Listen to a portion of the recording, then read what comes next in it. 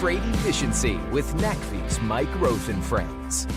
Here on episode number 5, I am joined by Ned Harvey, Managing Director at the Rocky Mountain Institute, where he talks about the work of RMI in securing a cleaner future, the trucking industry's role in that cleaner future, what's meant by a climate-constrained world, the future of goods movement in such a climate-constrained world, as well as the overall coolness of trucking.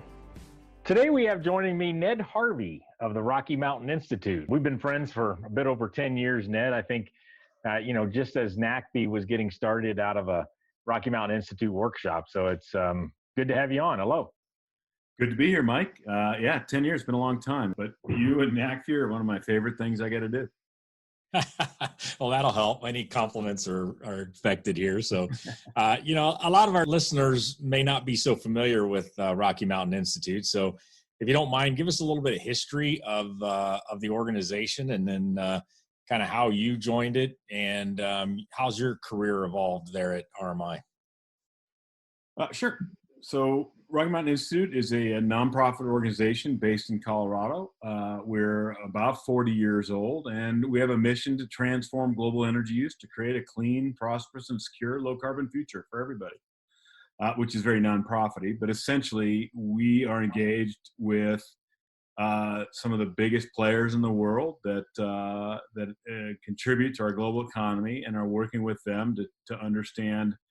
It started in energy. How do you use energy? How do you use energy more efficiently? How do you make sure you're using clean, sustainable energy? And over the last several years, has transitioned to, as much of a climate conversation is about energy, because of course, energy is at the heart of most of climate challenges. And I joined RMI just before you and I met. Actually, it was almost concurrent. And I basically was on a career journey at the time. I had quit my old job without another job, which is, by the way, a terrible thing to do. And I had gone on a sort of journey in the energy and clean energy space, and had started my own company that was foundering along, and found RMI just about the time the economy was turning down. So realized it was probably better to have a job than not. So came to RMI. And have been really passionately engaged and excited ever since, and have done a number of different jobs, ranging from the chief operating officer when I started to working on our solar program, to being involved in development and fundraising, and then most recently, long after you and I first met and got involved in trucking, but most recently overseeing our work with industry, and even that's changing now. So happy to talk about all that. Yeah. So with industry. And real change, of course, is going to happen at the business level, right? I mean, that's how things happen. And we many times in nonprofits sort of think we're really think we're the tail wagging the dog, but really it's the business actions that take place. And there's this term out there called hard to abate industries, and I've always kind of been somewhat taken aback by that, but also interested in it. So. Yeah, trucking was part of the industry group at RMI that you've led. What'd you learn maybe in those industry segments with respect to what RMI is trying to accomplish here? Yeah, well, I think this is the most important question to ask right now when you're thinking about changing the world, whether it's climate or health or whatever. Which is, we don't have these problems because we want them. We don't have these problems because they're optional. We have the problems around climate and health because the economy that we need to sustain human prosperity and all of mankind. And by the way, it's not done, right? There's still a lot of people that are underserved and unjust, but it's the economy that makes it all work. And the economy exists for the betterment of humans. So when you go into the economy and figure out, what's good and bad about the economy, you end up dealing with businesses and companies and frankly politicians and financial institutions, all that work them. But it's what I call the real economy that matters, and that's where in the climate world, that's where emissions are coming from. And for years and years and years, we've been working on climate and made some progress in electricity and made some progress in maybe at the margin on how people are using cars, but we won't make real change until we deal with the way business works. And frankly, what I learned, I kind of had a sense of this going in, but what I learned is that this that the emissions that are causing the climate change are ingrained in the way these businesses operate. You can't be an efficient mover of goods in the United States or anywhere in the world right now today if you're not using oil and you're not making carbon emissions. And so to talk about decarbonization, you have to talk about a fundamental change in freight movement or trucking. And people don't make fundamental changes because you tell them to. They make fundamental changes because it's the right thing for them to do in their world. And so, I came at this from a business perspective. I'm a businessman at heart. I mean, it's almost embarrassing to say in some ways I'm an American at heart. I believe in the power of capitalism and industry. So I understand, and I'm empathetic to how it works, but I also know we got to drive some change. So it's kind of at the root of how the problem was created, right? With this economy being, driven by energy, right? So more people, a higher level of living is more stuff you need to manufacture it, you need to move it to the consumer. And, as that's just grown and grown and grown, it's come at the expense of the climate. So that's where we got to fix it, so to speak. Is that kind of the way you think about it? That's exactly it. And the academics or the economists call these all externalities, right? That they're common problems that ultimately are not paid for very well by capitalism. And there's all kinds of theories on it, but forget the theories, right? These problems now are affecting all of us, and they're affecting all of us in different ways. And so we have to rethink the approaches we use. And that's what I'm passionate about working on. And frankly, when I think about our work together and the conversations we've had in trucking and with the NACFE members and NACFE board members, I think it's just amazing to see how hard they are working to deal with this and how hard the problem is. And so I'm focused on bridging that gap. Yeah, it's a really exciting time. I mean, you can't look at the trucking industry or transportation right now without seeing, transformational, technologies and practices and things. A lot of it's rooted in exactly what we're talking about here. And, I think NACFE, North American Council for Freight Efficiency, I mean, we clearly saw all this coming, and that's why there's this partnership between Rocky Mountain Institute and NACFE, because NACFE, and sometimes I joke about it, or it's really very serious, that the team working on more efficient trucks, trucks that could be more sustainable in their operation, electric, hydrogen, all that kind of thing.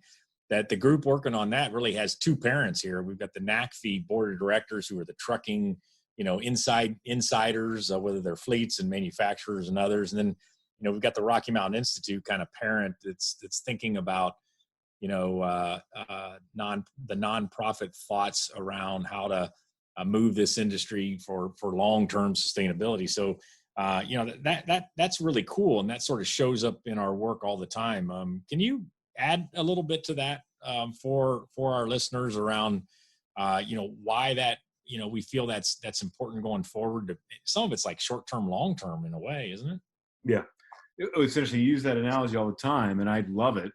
Although I don't feel like a parent. I've already got enough challenge with my own kids. So, but I think that what you saw early on, after we'd started and launched NACFE and you'd been up and running for a while, was that there was a tension, a bit of a, at first I think it was maybe a tension, a conflict-oriented tension between companies that are trying to, make money and NGOs that are trying to change them. And you wanted to make sure you were helping the industry at that point of conflict. But actually in the last several years, I think we've seen, whether it's in trucking and other industries, that it's even not as much a point of conflict anymore, because the actual awareness of the challenge and the manifestation of the problems of the challenge are showing up within the industry itself, from their customers, from their bankers. And so it's no longer one parent that wants to do bad and one parent that wants to do good. It's actually the trucking parent is coming to terms with some real challenges. And, the RMI parent is trying to help, not lecture or dictate or whatever, but to say, here's what we've learned, here's what we know, here's the insights we can bring, And, we're happy to work with you to figure out how you need to innovate, whether it's on technologies in terms of new drivetrains for your trucks, or frankly on business models, and whether you should be, using trucks at all or moving more into additive manufacturing or whatever they are. These are the kinds of things strategic leaders are thinking about right now. Yeah, I think one of the ways that's kind of showing up is in the policy environment. Trucking's got a lot of regulations just by the nature of how it moves good on public highways. And, the greenhouse gas rule is here. And, for the most part, all stakeholders are, not all supportive, but, they're pretty much, let's get on with it. Let's build these more efficient trucks. And, even within that rule, it recognizes advanced technologies and electric trucks in the calculations. So that's sort of enough folks in to move this forward. Can you help us, Ned? I hear all the time about, 2 degrees C and 1.5 degrees C, and that we've got so much time on the, with the, climate and so forth. Can you just give us, maybe your assessment or Rocky Mountain Institute's assessment of where are we? How much time do we have? How important is transportation and trucking in the whole mix? And probably we could spend, an hour on it, but just kind of a high level for some that might be interested. Yeah. Well, this is definitely a long and complicated topic, but one that's overly long and complicated. So, in reality, when you're looking out in the future, whether it's relative to climate or financial markets or whatever, it's an unknown. People want some sense of certainty to plan against the future. And the problem with climate is that, one, it's an inexact science. It's actually, it's not weather, but it's a lot like weather. We can accurately predict the weather pretty well, but we don't always get it right. We don't always get it right at the right time and the right place we thought it was. So it's the same, but it's also been politicized. And so the combination of those two facts, I think, make it much easier for the ambiguity and the lack of precision to actually stymie certainty or confidence. So what I would say is, and I think this is something actually you've worked on it for a long time at NACFE in terms of the technology roadmaps, but when it comes to climate, to put it most simply, I would say every company in the world today is making a bet on whether they will or will not be impacted by climate change. I'm not talking about floods and hurricanes. I'm talking about anything, like whether it's unexpected policy changes, maybe drought because of climate or floods because of climate. Maybe it's your banks. It's saying, look, we're only putting money into assets that are climate aligned or carbon friendly. And you can kill yourself trying to get certainty on that. And so what I'm encouraging companies to do is to back up and say, look, if there's any question about how important climate is in your future, there's a problem. People should just understand we're going to be impacted by climate, and I need to make sure that I have the best strategy to protect myself in that world, to protect myself from unexpected policy change, to protect myself from changes in customer demand, to protect myself from what my bank's telling me, and to protect myself from actual climate change. And once you make that decision and say, now I got to have a strategy that protects me, then you can start figuring out what to do. Until you do that, though, you're going to be stuck in indecision and probably inaction, which no matter what is going to put you at a disadvantage to other companies or your even competitors coming from out of the fringe that are going to, be positioned to eat your lunch. Right. So in specific then to trucking, and we may come back up a level here in a minute, but specific to trucking, then, we know that burning fossil fuels in these trucks and trucks that are doing, 100,000 plus miles a year, that's a lot of fuel, a lot of emissions. We know that that's damaging. So what you're saying is to mitigate that, having business actions to burn less fuel, to move those miles, to move that freight, to have less miles involved in that, to get your routing down better, and to do all of that correctly. And then ultimately, or not ultimately, but also look at alternatives that have a lesser effect on the environment, even to and including, no tailpipe emissions with, say, electric or hydrogen. So are those the kind of actions? I mean, obviously, businesses, companies in transportation and trucking have a lot of other corporate responsibility to think about other than this one, but for this one. Yeah. No, I think you're exactly right on. I wish I had I probably should by now after 10 years have just, a white paper I can hand out and say, here's how you figure it out. But I think that what if you put yourself in the seat of a chair of a board or of a CEO, you kind of have to say, okay, what can I do right now to make myself more competitive in a climate constrained world? What can I do in the near term? And, what are the long term implications? And I think right now, one should focus on one, what would be climate reducing activities, but where can I get multiple bangs for the buck on those investments? So, we've talked a lot in our conversation talking about driver retention or the costs associated with operating a fleet and all that stuff. Well, you look at, okay, you know, driver training, and driver experience. You probably can get a lot and demonstrably get a lot of climate benefit out of driver training, but you can also create a better, attractive proposition for new hires and longer retention.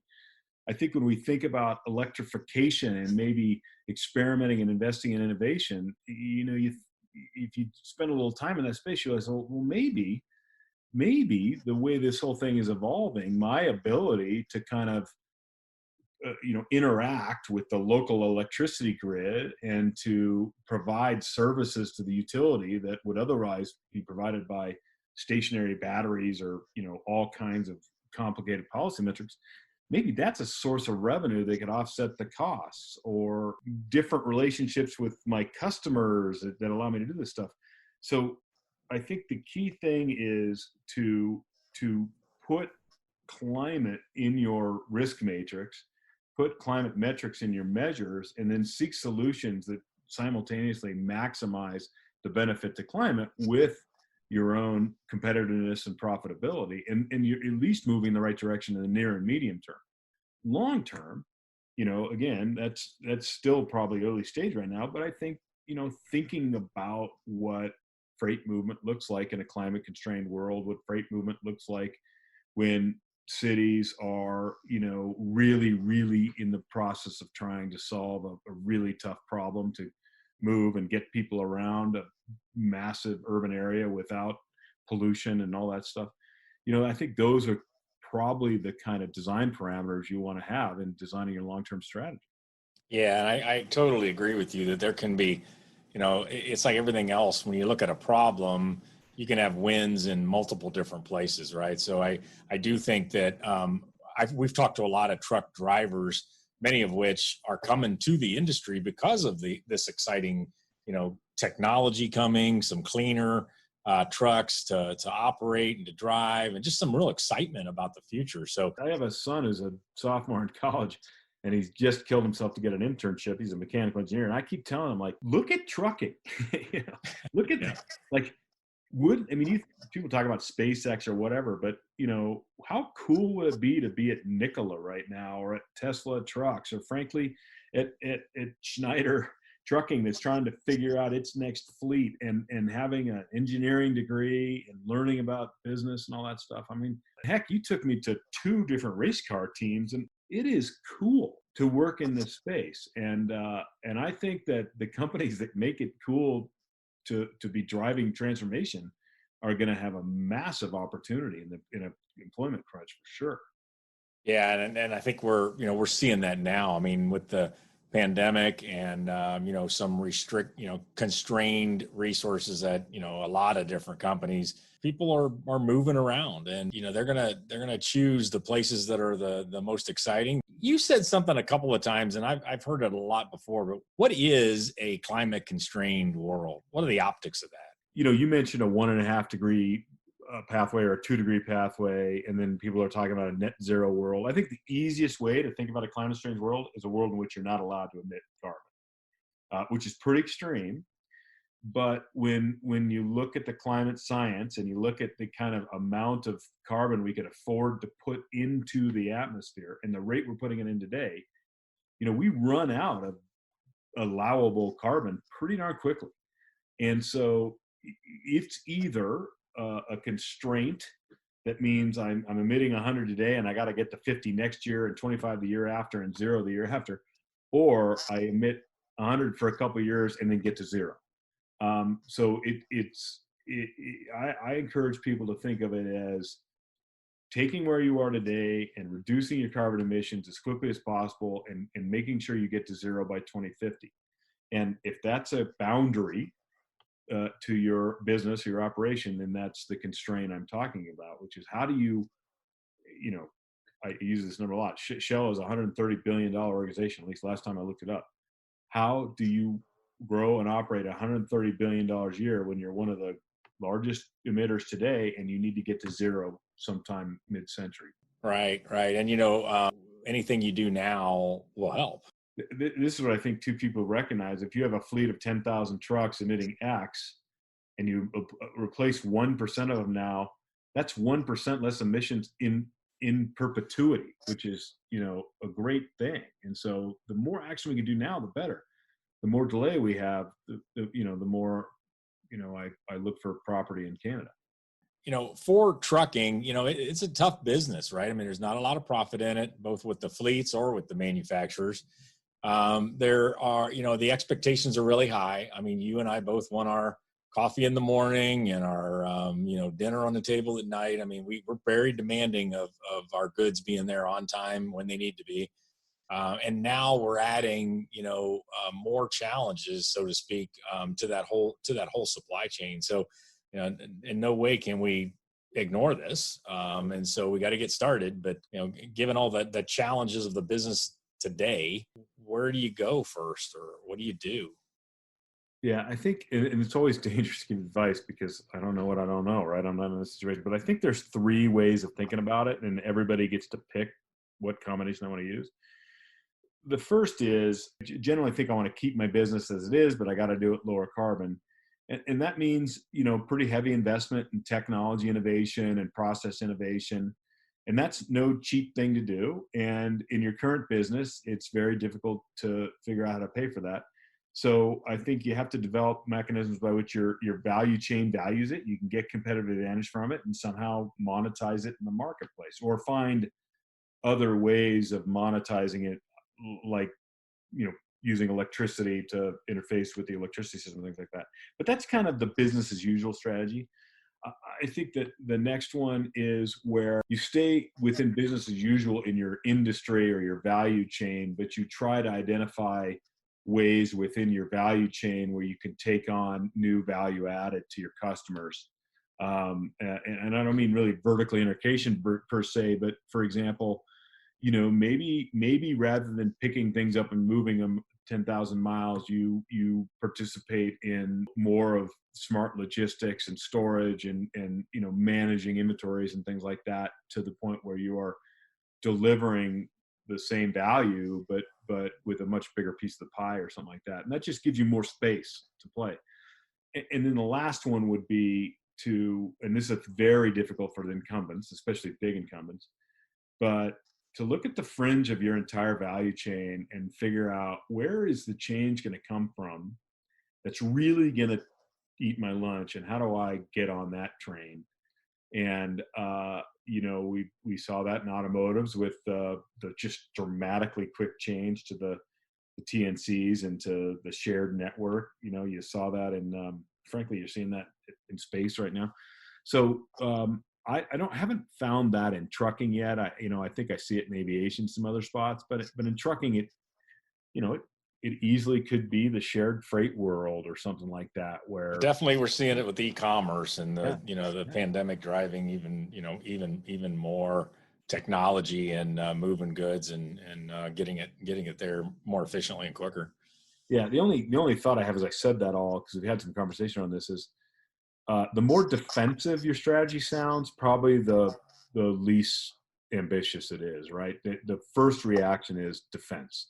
How do I preserve what I have now, which leads to more incremental thinking and defensive thinking, which is actually not a terrible thing from a business perspective, but it might be a terrible thing from a climate and long-term strategy perspective. Well, and it sure seems like, maybe 5 or 10 years ago, there was a certain niche customers that were demanding. And now, as you mentioned earlier, it's investors. I mean, a lot of organizations have to report to their investors how they're handling these risks. I'm very clear with my own personal network and people I say is like, look, we have to come to terms with the fact that we're going to have to pay for this, right? And I got to pay my fair share. I don't want to pay more than I need to, but I'm going to have to pay my fair share. And same for investors. You're not going to have a climate risk-free investment without paying for risk mitigation. And same for, frankly, politicians, although I don't understand that calculus, so I can't speak. Well, hey, with that, because I've got a rule here that when politics comes up, we close out these podcasts. Very complicated, necessary discussions, and I appreciate you being on, Ned. Thank you very much. Great, thank you. I look forward to listening to the rest of the podcast. Trade Efficiency with NACFE's Mike Rosen Friends.